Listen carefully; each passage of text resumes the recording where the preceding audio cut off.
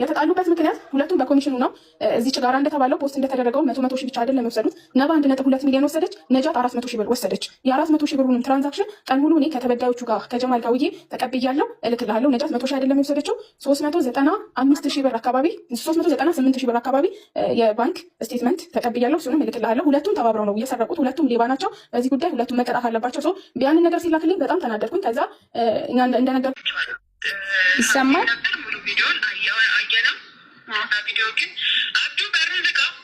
ሙሉ ቪዲዮ አየነው።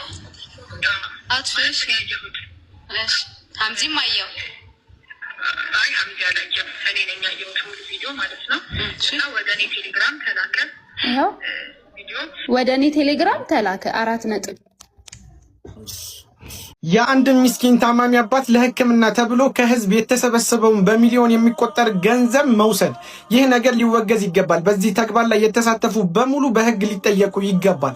ይህ አባት ለአይኑ መታከሚያ ተብሎ ከ5 ሚሊዮን ብር በላይ ከህዝብ ተሰብስቦለት፣ ነገር ግን እሱ የደረሰው የዚህ ብር ግማሽ መሆኑን ይናገራል።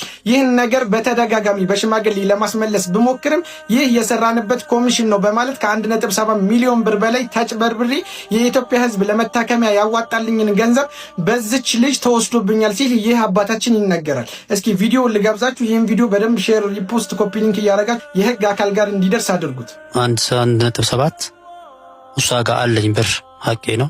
ልጆች አደባባይ ወጥተዋል። እኔ አደባባይ ወጥቼ እንደዚህ ጉዳት ሰርተኛለች። ሙስሊም ነች ብዬ እኔ በሰው ማይጠበቅ ነገር እንደዚህ አድርገኛለች። ነባ በአላህ ስም ጠይቃታለሁ። አሁንም አላህ ካለ የኔን አይን እንዳጠፋው የእሷንም አካል አጎድሎ እንዲያሳይኝ ጠብቃለሁ። እኔ ታላቅ ወንድሜ እንዴት ያለ ኮሚሽን ትሰራላችሁ? ይሄ ስራ በዛ ላይ እናንተ እርዳታውን ቀጥታ ለነ ጀማል አካውንት ነው አካውንት የተከፈተው ስታስተዋውቅ የነበረው ለነ ጀማል ነው ይግባ ብላችሁ ስትሰሩ የነበራችሁት። መጀመሪያ ስትጀምሩ ምንም አይነት ገንዘብ አልተነጋገራችሁም። ማለት ይሄን ያህል እርዳታ እናሰባስባለን ከዛም በኋላ ይሄን ያህል ብር ለኛ እንወስዳለን አላላችሁም። ለባለቤቶቹ አላሳወቅም። ከዛም ቪዲዮ ስትሰሩ ሌላ አሁን የምትዩ ፉአድ የሚባለው ልጅ አብሯችሁ መስራት ጀመረ ቪዲዮን። እሺ ከዛም በስንተኛው ቀን ነው ወንድምየው ኮንታክት ያደረጋችሁ?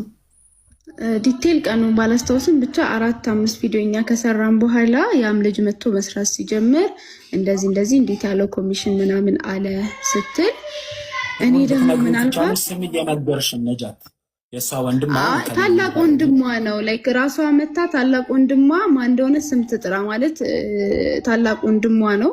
ታላቅ ወንድሜ ማለት ተከሌ ነው ብላ ስም ትጥራ። ቴክስቱ ላይ ግን የማን ስሙን አንተ ታየዋለህ። ገባ? እኔ ለምን ስም ጠራሽ በሚል ትምባል አልፈልግም። ስለዚህ ታላቅ ወንድሜ እንደዚህ አለኝ አለችኝ። ከዛ በኋላ ስትለኝ እኔና አንቺ ይሄ ስራ ስንጀምረው በቃ ከአላህ እናገኘዋለን ተባብለን የጀመርነው። ስለዚህ አሁን መሀል ላይ ምንም ኮሚሽን ምናምን አያስፈልግም። ስለዚህ እኔና አንቺ በጀመርነው እንጨርሰው። ነገር ግን ፉአድ የተባለው ልጅ አሁን ላይ ቢዝነስ ስለሌለው ለሱ ከሷ ጋር ተነጋግረን የሆነ ያህል እንሰጠዋለን ስላት፣ አይ እንደዛ ብሎ ነገር የለም ለኔም ላንቺም ኮሚሽን ያስፈልገናል አለችኝ። ከዛ በኋላ እንደዛ ስትለኝ ኦኬ ካናገርሻት አልኳትና በቀጣይ ቀን ምን አለችኝ፣ መዲናን አናግሪያታለሁ፣ እዚህ ጋር ኮሚሽን እንደሚያስፈልግ ነግሪያታለሁ። ስለዚህ እኔና አንቺ ይሄ ብር ደግሞ የሚያስፈልገው ሰውየው 3 ሚሊዮን ብር ነው። 3 ሚሊዮን ብር ደግሞ ያለፋል፣ በቀላሉ እንትን መሰብሰብ አንችልም። ስለዚህ እኛም ሳንሰለች ቪዲዮ እንስራ፣ እንዲሁም ደግሞ ላይቭም ላይ በቃ እንቅልፋችን አተን መስዋዕት አድርገን እንደር። ከዛ በኋላ 100 ሺህ ብር ግን ኮሚሽን ከሷ ጋር ስለተነጋገርን እኔና አንቺ 100 ሺህ ብር እንወስዳለን፣ ታርጌቱን እንሙላ አለችኝ። ከዛ ኦኬ እንዲህ ከነገርሻት ኦኬ አልኳት።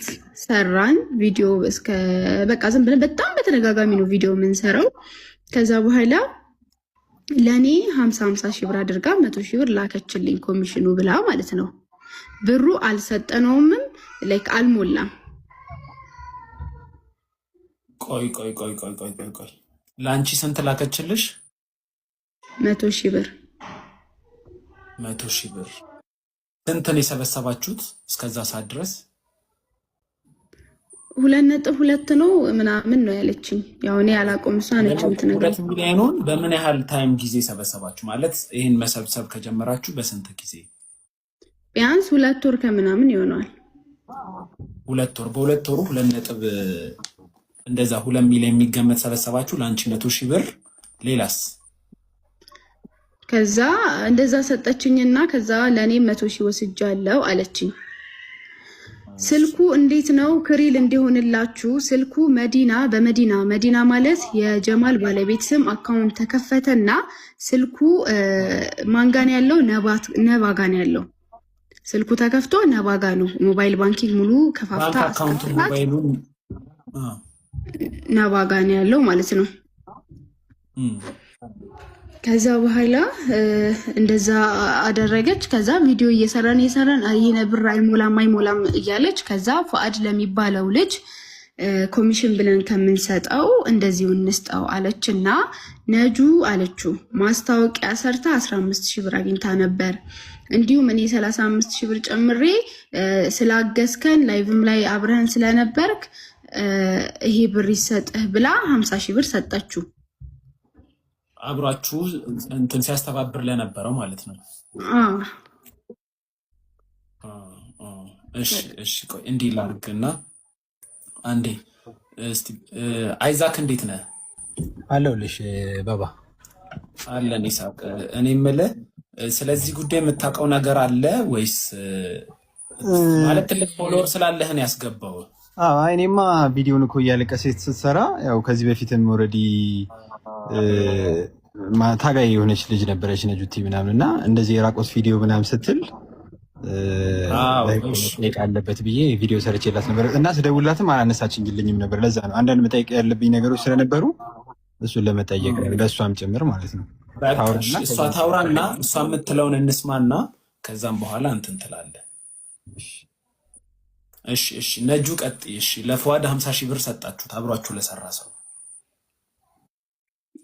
ከራሷ አካውንት ወደ ራሷ አስተላልፋ ከራሷ አካውንት ነው የሰጠችው ለሱ ማለት ነው።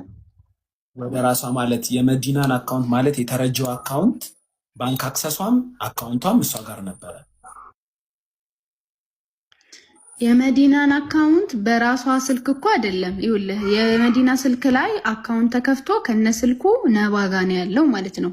ከዛ ወደ ራሷ ባንክ ብር አስተላልፋ ከራሷ 50 ሺህ ብር ሰጠችው ለፉአድ ማለት ነው። ለፉአድ እሺ።